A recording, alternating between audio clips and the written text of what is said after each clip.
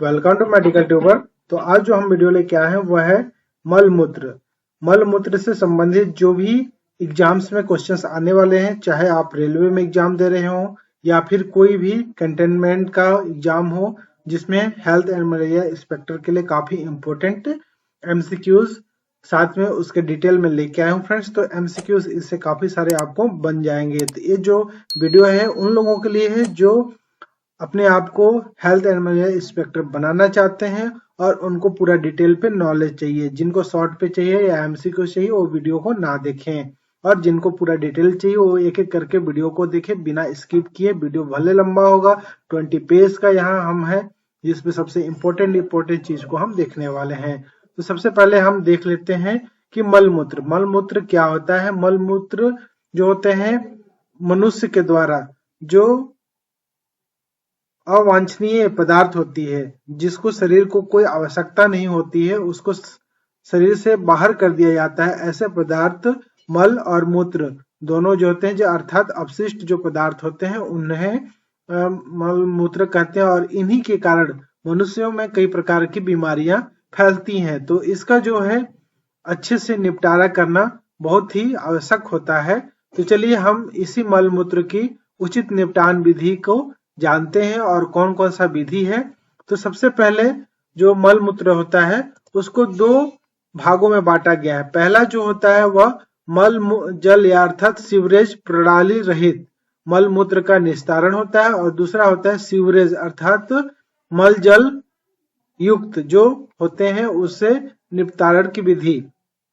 तो अब सबसे पहले हम पहला नंबर को देखेंगे, सीवरेज प्रणाली रहित क्षेत्र अर्थात एरियाज कहाँ कहाँ होता है। तो प्राचीन परंपरा के शौचालय, जिसमें आप देखेंगे इन शौचालयों में मलमूत्र की सफाई मनुष्य के द्वारा की जाती है। तो अब ये वैसे प्रकृति पे जो है बहुत सारे यूज नहीं होती है इस तरीके का शौचालय जो होता है मानव प्रतिष्ठा के विपरीत होती है। मिट्टी एवं जल के प्रदूषण संक्रमण के कारण बनते हैं ऐसे प्राचीन परंपरा के शौचालय। अब बात करते हैं ट्रेवलर या लेट्रिन अर्थात परिवहन शौचालय। परिवहन शौचालय कौन सा होता है? ट्रेन एवं परिवहन के अन्य साधनों जैसे जहाज में किया जाता है। ट्रेन में प्रयुक्त किए जाने वाले जो शौचालय होते हैं जिनके मलमूत्र को पटरियों के मध्य फैलाते हैं तथा दुर्गंध एवं अप्रिय दृश्य उत्पन्न होते हैं। अतः मलमूत्र निपटान की यह विधि जन स्वास्थ्य की दृष्टि से अनुपयुक्त होती है। शिविरों या मेलों में भी परिवहन शौचालय का उपयोग किया जाता है, किंतु इसके जो मलमूत्र का निस्तारण अलग जगह पर कर दिया जाता है। अब बात करते हैं सैनिटरी शौचालय। सैनिटरी शौचालय क्या है? इन्हें नॉन सर्विस प्रकार के अथवा स्वच्छ शौचालय भी कहते हैं। इन शौचालयों में मलमूत्र की सफाई व्यक्तियों के द्वारा नहीं की जाती है। निम्न प्रकार के शौचालय सैनिटरी शौचालय में आते हैं। अब देखेंगे सबसे पहले जो है बोरहोल शौचालय। जी हाँ दोस्तों, तो ये आवश्यक होता है कि ये सारे जो क्वेश्चंस होते हैं वो आपके एग्जाम्स पे आएंगे और आपको ये सब ज्ञात होना जरूरी है कि कौन सा बोरहोल शौचालय होते हैं, इसकी कितनी लंबाई चौड़ाई होती है, ये सब आपको ध्यान पे रखना है ताकि अगर इससे रिलेटेड कोई भी एग्जाम आए उसको आप जो क्वेश्चंस होंगे उसको आसानी से सॉल्व कर सकेंगे। तो इसमें सबसे पहले है बोरहोल शौचालय। अब इसको बोरहोल शौचालय क्यों कहा गया है? तो इसमें आप देखेंगे 6 मीटर गहरा होता है, 6 मीटर गहरा होता है और 30 से 40 सेंटीमीटर का एक व्यास वाला छिद्र होता है। छिद्र के ऊपर बैठने हेतु पायदान कंक्रीट का स्लैब रखते हैं और जो मल होता है अंधेरे गड्ढे में गिरता है, जिसमें 5 से 6 सदस्य की संख्या हेतु 1 वर्ष तक के लिए पर्याप्त रहता है। तो इसको बोर के चूंकि इसको जो छिद्र होता है बोरिंग करके बनाते हैं, अर्थात इन्हें बोरहोल शौचालय इसीलिए कहते हैं। ये था बोरहोल शौचालय जिसमें इंपोर्टेंट है 6 मीटर गहरा और 30 से 40 सेंटीमीटर का व्यास होता है इसका छिद्र का। सेकंड है खद्देदार या डग वेल शौचालय। अब डग वेल लेट्रिन किसे कहते हैं? तो यह शौचालय बोरहोल के समान ही होती है, किंतु इसमें जो गड्ढा होती है वो बोरिंग मशीन के बिना होती है, अर्थात इसको बोर मशीन की जरूरत नहीं होती है तथा 3 बाई 3 या और आधा मीटर गहरा एवं 75 सेंटीमीटर व्यास का बनाया जाता है। बैठने हैं जो छिद्र के ऊपर कंक्रीट प्लेट का उपयोग किया जाता है और यह एक छोटे परिवार हेतु कई वर्ष तक का काम आ सकता है। इसके बाद इस गड्ढे को भर दिया जाता है। तो ये होता है खद्देदार या डगवेल शौचालय। तीसरा है वाटर सिल या जलबंद शौचालय। वाटर सिल क्या होते हैं? तो यह ग्रामीण क्षेत्रों में तथा कस्बों के लिए स्वच्छ कार्य शौचालयों का सुधरा हुआ रूप होता है। इसमें फ्लश से तुम हाथ से पानी डालते हैं और इन्हें हस्त फ्लश संडास, हैंड फ्लश लेट्रिन भी कहते हैं। अब हस्त फ्लश संडास किसे कहेंगे?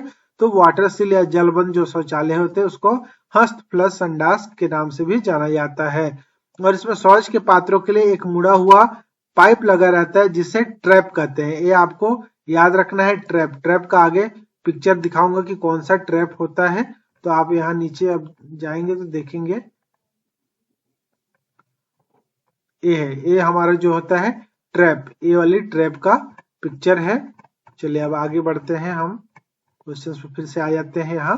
तो ट्रैप हमेशा कुछ गहराई तक पानी भरा रहता है। इस जलबंद जो वाटर सील होते हैं इसी के कारण दुर्गंध या मल मूत्र के जो अप्रिय ठहराव होते हैं उसको देखने मक्खियों से बचाव होता है। जो शौचालय दो प्रकार के होते हैं, जलबंद या वाटर सील जो शौचालय होते हैं दो प्रकार के होते हैं। पहला है PRAI टाइप। PRAI टाइप को क्या कहते हैं? Planning research and action institute. तो यह लखनऊ द्वारा डिजाइन की गई है। अगर लखनऊ का शौचालय कहेंगे तो प्राई अर्थात PRAI टाइप होता है। और वहीं RCA टाइप जो होता है यह केंद्रीय स्वास्थ्य मंत्रालय की पर्यावरण स्वच्छता परियोजना रिसर्च कम एक्शन के अंतर्गत डिजाइन की गई है। RCA प्रकार के शौचालयों को अधिक उपयोग में लाया जाता है। सुलभ शौचालय में भी जलबंद प्रकार के शौचालय हैं जिनकी उपयोगिता एवं लोकप्रियता का ग्राफ बढ़ता जा रहा है। तो आप ये देख सकते हैं PRAI क्या होता है और RCA क्या होता है, इसके फुल फॉर्म को आप हमेशा याद रखें। नेक्स्ट है सेप्टिक टैंक। आवासीय एवं लघु संस्थानों के मल मूत्र के निस्तारण हेतु सेप्टिक टैंक प्रयुक्त किए जाते हैं। सार्वजनिक सीवर जो प्रणाली के अभाव में सीवेज का जो निस्तारण होता है वह सेप्टिक टैंक के माध्यम से किया जाता है। और सीमेंट ईंट की चिकनाई से निर्मित एक अथवा दो प्रकोष्ठों वाला टैंक होता है जिसमें मल मूत्र प्रवेश मार्ग से प्रवेश करता है। निकास मार्ग द्वारा बहिस्राव जो जमीन में खोदे गए गड्ढे में एकत्रित होते रहता है जिसको हम सोख्ता गड्ढा के नाम से भी जानते हैं। और समय समय पर सेप्टिक टैंक से अवपंक जो स्लज होते हैं का हटाना आवश्यक होता है। नेक्स्ट है एक्वा प्रिवी। अब एक्वा प्रिवी क्या है? इसकी प्रणाली सेप्टिक टैंक के समान ही होती है। इसमें शौचालय के नीचे प्रकोष्ठनुमा संरचना में पानी भरा रहता है। बहिस्राव को जमीन के भीतर खाई या ढके हुए गड्ढे में बहा दिया जाता है और पंख को बाहर निकालकर निपटान कर देते हैं। छोटे परिवार तथा रेलवे स्टेशनों पर उपयोग में ली जाती है। अब बात करेंगे उथले एवं गहरे ट्रेंच शौचालय। अब ट्रेंच शौचालय क्या होता है? उपरोक्त प्रकार के शौचालय शिविरों, मेलों आदि स्थानों पर अस्थायी तौर पे आते हैं। जो उथली खाई ट्रेंच या खंदक 30 सेंटीमीटर चौड़ी तथा 90 से 150 सेंटीमीटर गहरी खोदी जाती है। निकली हुई मिट्टी पास में ही डाल देते हैं। शौच के बाद मल पर मिट्टी डालने के लिए व्यक्तियों को निर्देशित कर दिया जाता है। खंदक पर बैठने के लिए प्लेट या पायदानों का प्रयोग कर सकते हैं तथा महिला एवं पुरुष के अलग अलग खंदक या एकांत का ध्यान रखते हैं। पूर्ण उपयोग के पश्चात खंदक को मिट्टी से ढककर बंद कर देते हैं। गहरे ट्रेंच शौचालय लंबी अवधि के शिविरों हेतु उपयोग में आते हैं और इनमें खंदक 2 से 2.5 मीटर गहरे तथा 75 से 90 सेंटीमीटर की चौड़ाई खोदी जाती है। दोनों ही खंदकों की लंबाई व्यक्तियों की संख्या के अनुपात में रखी जाती है। 100 व्यक्तियों के लिए 3 से 3.5 मीटर लंबी उथली ट्रेंच पर्याप्त रहती है।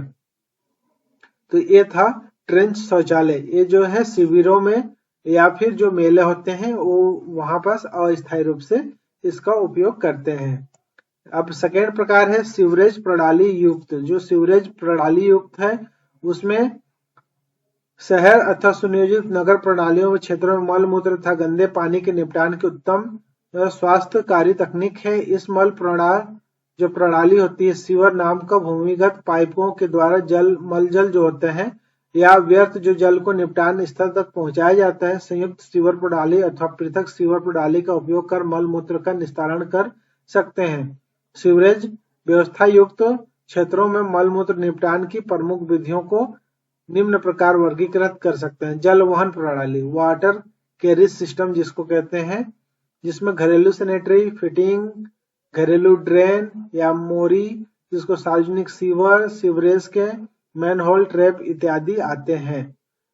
जलमल या सीवेज शुद्धिकरण, इसमें मलजल का शुद्धिकरण निम्न क्रियाओं के द्वारा किया जाता है, जिसमें प्राथमिक अभिक्रिया, द्वितीयक अभिक्रिया एवं अन्य अभिक्रिया जो विधियां होती हैं।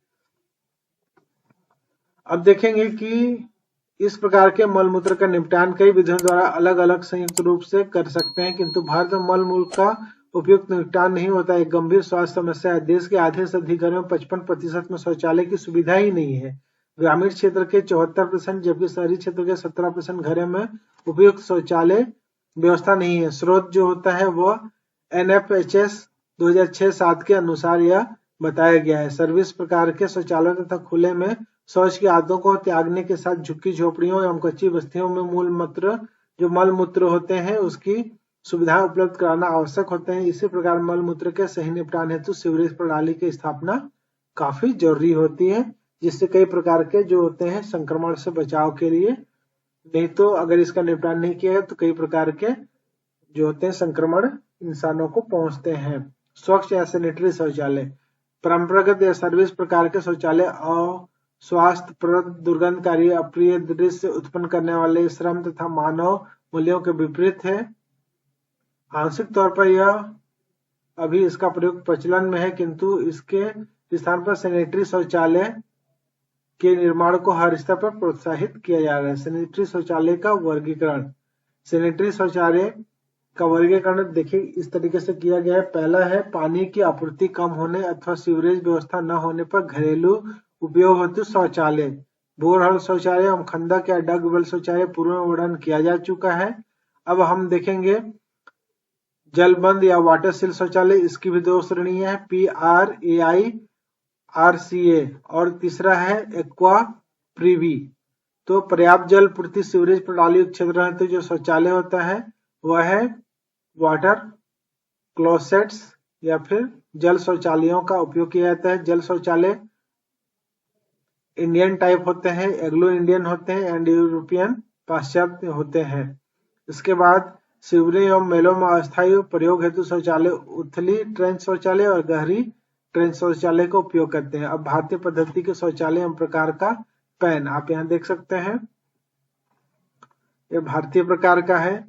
इसमें इसको एग्लो इंडियन यूनिवर्सल शौचालय का पैन कहा जाता है। तो आप यहाँ देख सकते हैं पेन, और इसका डिजाइन यहाँ से आप देख सकते हैं, और कितना सेंटीमीटर कितना क्या है सभी इसमें आपको यहाँ शो कर रहे हैं। और आप यहाँ देखेंगे यूरोपियन शौचालय एवं पैन है, यूरोपियन शौचालय का है। और शौचालय हेतु जो ट्रैप का है इस्तेमाल किया जाता है, जो ट्रैप आप यहाँ देख सकते हैं, ये ट्रैप जो है ये इस तरीके से ट्रैप होता है। तो सैनिटरी शौचालय की विशेषताएं, जल प्रदूषण से बचाव होता है, वायु प्रदूषण से सुरक्षा मिलती है, भूमि की सुरक्षा होती है, संक्रमण से बचाव होते हैं जिसमें कई प्रकार के रोग संक्रमण के उत्तरदायी वाहकों की पहुंच कम हो जाती है, और सुंदरता बनी रहती है। संरचनात्मक विशेषताएं भी होती हैं। आरसीए शौचालय, अब आरसीए शौचालय के बारे में कुछ डिटेल पे देख लेते हैं।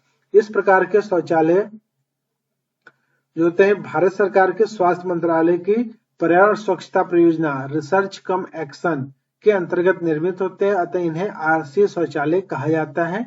और इनकी जो विशेषताएं होती है वह शौचालयों WC की तुलना में पानी की कम आवश्यकता तथा कम निर्माण लागत होती है। आरसीए शौचालयों की विशेषता आवश्यक भागों तथा रखरखाव संबंधी महत्वपूर्ण तथ्य शौचालय प्रकार है। शौचालय का निर्माण स्तर, जो जल स्रोत होती है वहां से 15 मीटर की दूर निर्मित होनी चाहिए, और बैठक स्थल या बैठने की प्लेट जो होते सीमेंट कंक्रीट की होनी चाहिए। यह 3 फुट वर्गाकार हो सकती है, इसके किनारे 2 इंच मोटे तथा पैन की तरफ इसका ढलान जो है 1/2 इंच के लगभग रखा जाता है। पायदानों की सुविधा भी होनी चाहिए। कटा या पैन जो होते हैं इसमें मल मूत्र तथा मल द्वार की सफाई का पानी गिरता है। इसकी लंबाई 42.5 सेंटीमीटर होती है। पैन की आगे की चौड़ाई 12.5 सेंटीमीटर तथा पीछे की चौड़ाई 20 सेंटीमीटर होती है। पैन चिकने पदार्थ से बने होते हैं तो इसका ढलान ऊपर से नीचे की ओर रखा जाता है। फंद या ट्रैप, ट्रैप जो होता है वह 7.5 सेंटीमीटर या 3 इंच व्यास का एक मुड़ा हुआ पाइप होता है जो पैन या कटा के नीचे जुड़ा रहता है। इसमें हमेशा 2 सेंटीमीटर के लगभग पानी भरे रहता है। आपको ये याद रखना है 2 सेंटीमीटर के लगभग पानी, जो दुर्गंधकारी जो गैसों है उसको बाहर निकालने या मक्खियों को पहुंचने उससे मल तक पहुंचने के लिए मक्खी को रोकता है। अब संयोजी पाइप, कनेक्टिंग जो पाइप होते हैं आरसी संडास या पैन से दूसरे दूर जमीन के नीचे गड्ढा खोदते हैं तथा 3 फुट लंबे एवं 3 इंच व्यास वाले संयोजी पाइप की सहायता से पैन का संबंध गड्ढे से कर देते हैं। भूमि कठोर होने पर ट्रैप से मलमूत्र का प्रवाह सीधे गड्ढे में कर दिया जाता है। अब गड्ढा खोदा हुआ कुआं या डग वेल, जमीन से 3.5 मीटर गहरा तथा 75 सेंटीमीटर व्यास का गड्ढा खोदा जाता है जिसको ऊपर से बंद कर दिया जाता है। ट्रैप के निचले सिरे से संयोजी पाइप के द्वारा मलमूत्र का प्रवाह गड्ढे में कर देते हैं। जब पहला गड्ढा भर जाता है उसके पास दूसरा गड्ढा खोदकर संयोजी पाइप के संबंध नवीन गड्ढे से कर दिया जाता है। जब दूसरा गड्ढा भर जाता है तो पुनः खोदकर अपंग जो स्लज होते हैं खाद के रूप में काम ले लेते हैं तथा संयोजी पाइप को पहले गड्ढे से संबंधित कर दिया जाता है। तो इस तरीके से सुलभ शौचालय जो होते हैं, सुलभ शौचालय जो है आरसीए प्रकार का ही सुलभ शौचालय है जिसमें विशेष तौर पर डिजाइन किया गया है। सीवेज या मलजल, आवासीय वाणिज्यिक एवं अन्य संस्थानों से निकले हुए जो व्यर्थ जल को जिसमें सीवरों का ठोस या मल युक्त जल मिला होता है मलजल या सीवेज कहते हैं। तो आपको पता है मलजल अर्थात मलजल जो जिस जल पे मल के अवशेष पाए जाते हैं उसे सीवेज कहते हैं और संयुक्त सीवर प्रणाली को एकत्रित सभी प्रकार के गंदे जल को मलजल कहा जाता है क्योंकि इसमें मल का जो अंश होता है वो मिला जाता है। सीवेज में लगभग 99.9% जल होता है जबकि मल के रूप में ठोस पदार्थ का 1.1% होता है। घरेलू सीवेज में 100 से 500 मिलीग्राम प्रति लीटर ठोस मल हो सकता है। एक अनुमान के अनुसार एक वयस्क व्यक्ति प्रतिदिन 100 ग्राम मल पदार्थ निर्वृत करता है। घर या संस्थान में व्यक्तियों की संख्या अधिक होने पर सीवेज की मात्रा अधिक हो सकती है। सीवेज शुद्धिकरण के उद्देश्य पर्यावरण संरक्षण के लिए, टाउन प्लानिंग के लिए, इन सभी के लिए, भूमि प्रदूषण सुरक्षा, इन सभी के लिए। सीवेज शुद्धिकरण की विधियां, अब कौन कौन सा सीवेज शुद्धिकरण की विधियां हैं? सीवेज अभिक्रिया संयंत्र विधि, सीवेज को समुद्र में बहाना, सीवेज कृषि या भूमि अभिक्रिया, ऑक्सीकरण कुंड या तालाब। सीवेज अभिक्रिया संयंत्र विधि, यह विधि जैविक सिद्धांतों पर आधारित है जिसमें सीवेज का शुद्धिकरण एरोबिक, आप यहाँ एरोबिक एवं एनारोबिक जीवाणु क्रिया द्वारा संपन्न होता है। इस अभिक्रिया को प्राथमिक अभिक्रिया, द्वितीयक और अपशिष्ट का निपटान शीर्षक के अंतर्गत वर्णित किया जाता है। सीवेज को छानना, जलमल को धातु के छलनी से होकर निकालते हैं जिससे लकड़ी और चिथड़े, कूड़ों के गुच्छे, मृत जीव इत्यादि अलग हो जाते हैं तथा छलनी स्थिर अथवा गतिशील हो सकती है और जो मशीन के द्वारा बाहर निकालकर गाड़कर अथवा जलाकर निस्तारण कर दिया जाता है। यह क्रिया छनाई या स्क्रीनिंग कहलाती है। सेकेंड होता है ग्रिट चैम्बर या फिर कंकड़ प्रकोष्ठ। इसमें छनाई के बाद जो सीवेज के 20 से 30% मीटर जो ग्रिट चैम्बर से गुजरते हैं, सीवेज जलमल का प्रवाह वेग स्थिर रहता है जहां पर रेत एवं कंकड़ जैसे भारी पदार्थ होते हैं जिनके समय समय पर हटाते रहते हैं। अब प्राथमिक अवसादन, तो प्राथमिक अवसादन पे 6 से 8 घंटों के ठहराव के मध्य 50 से 70% जो पदार्थ तलछट के रूप में नीचे बढ़ जाता है। इस ठोस पदार्थ को अवपंक या स्लज कहते हैं।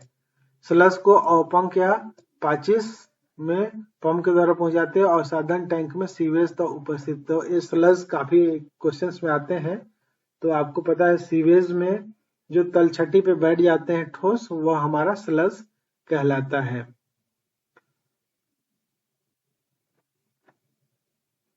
और इसमें कुछ मात्रा में फैट या चिकनाई सतह पे आ जाती है जिसको स्कम कहते हैं। स्कम, ये भी काफी इंपॉर्टेंट चीज है फ्रेंड्स। स्कम क्या होता है? तो जो चिकनाई होते हैं, चिकनाई या फैट होता है वह तलछटी पे बैठते हैं, उसे हम स्कम कहते हैं।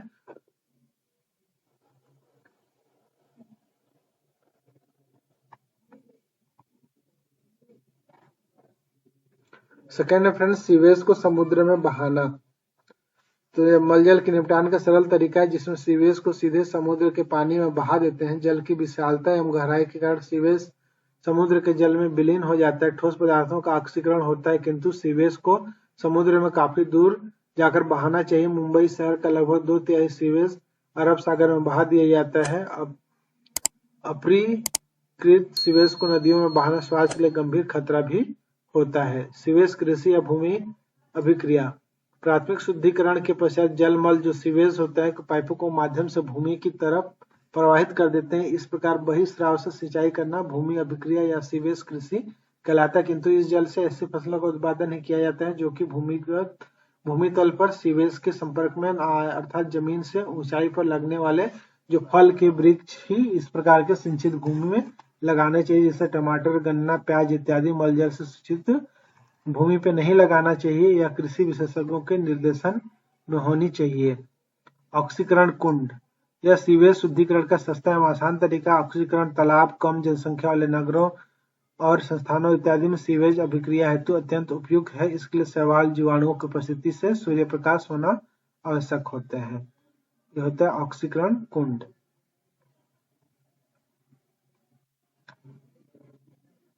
ऑक्सीकरण कुंड आप यहाँ देख सकते हैं इस तरीके से होता है। अब सेप्टिक टैंक, तो सेप्टिक टैंक के बारे में भी हम लगभग देख चुके हैं फ्रेंड्स। यहाँ सेप्टिक टैंक का आप पिक्चर देख सकते हैं।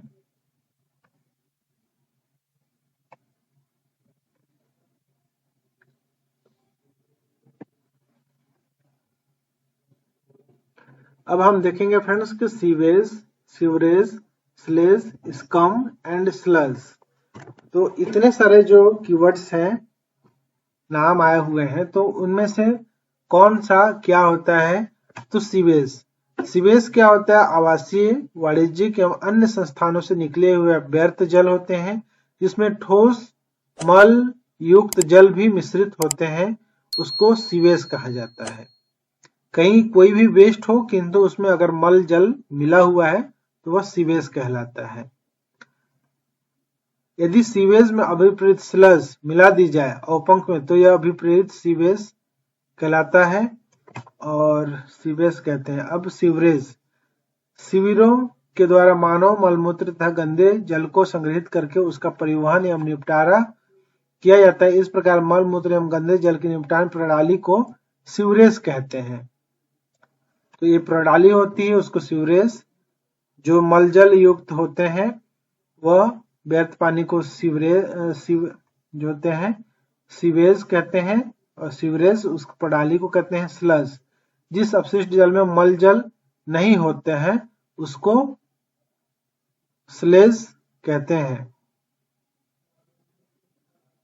जिसमें मलजल नहीं होता उसको स्लेज कहते हैं। जैसे रसोई गृह, स्नान गृह इत्यादि से जो जल निकलते हैं उसको स्लेज कहते हैं। स्कम, जल मल शुद्धिकरण की प्राथमिक अवस्था में जो छनाई के बाद ग्रिड चैम्बर में गुजरकर मल जल का जब छनन किया जाता है तो जो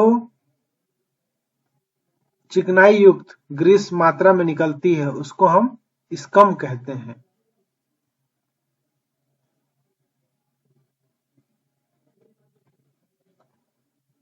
स्लेज और स्लज, अब स्लज मलजल युक्त शुद्धिकरण प्रक्रिया में जो पदार्थ तलछट के रूप में नीचे बैठ जाते हैं उन्हें स्लज के नाम से जाना जाता है या इसको अवपंक के नाम से जाना जाता है। तो इस तरीके से फ्रेंड्स हम सभी के बारे में sewage, sewerage, sludge, scum and sludge, sludge, sludge, आप यहाँ देख सकते हैं स्पेलिंग थोड़ा अलग अलग है फ्रेंड्स और उच्चारण लगभग सेम है। तो स्लेज और स्लज में अंतर आपको ध्यान पे रखना है।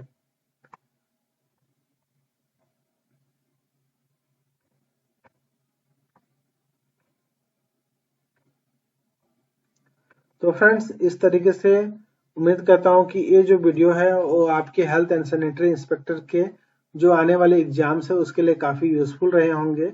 तो उम्मीद करता हूं वीडियो आपके यूजफुल होंगे। Thank you for watching, have a good day. जय हिंद, जय भारत।